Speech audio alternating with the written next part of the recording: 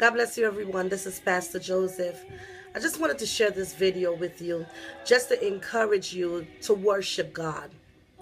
Worship God with all your soul and your might.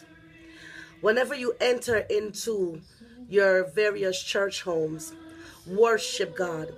You don't need the worship leader to pump you, nor to push you to worship God.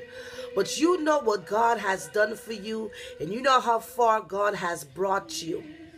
There is joy in worship. There is peace in worship. There are results in worship.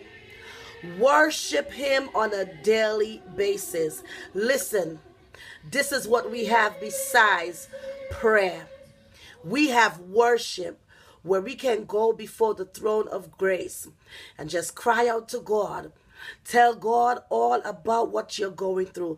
And sometimes when you cry out to God, you don't have to tell Him what you're going through, but just cry out to Him and tell Him how good He is, how wonderful He is, how majestic He is, how worthy He is, how omnipotent He is.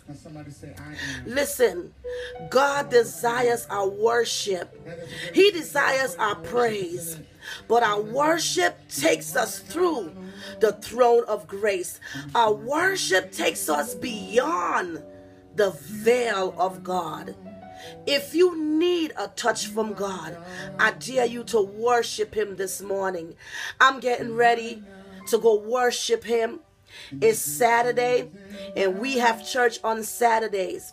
But whether it's a Saturday, a Sunday, or a Monday, there is a worship in my belly. There's a worship in my spirit, just to say, Lord, I thank you. Lord, I magnify your name. God, I couldn't do it by myself throughout the week.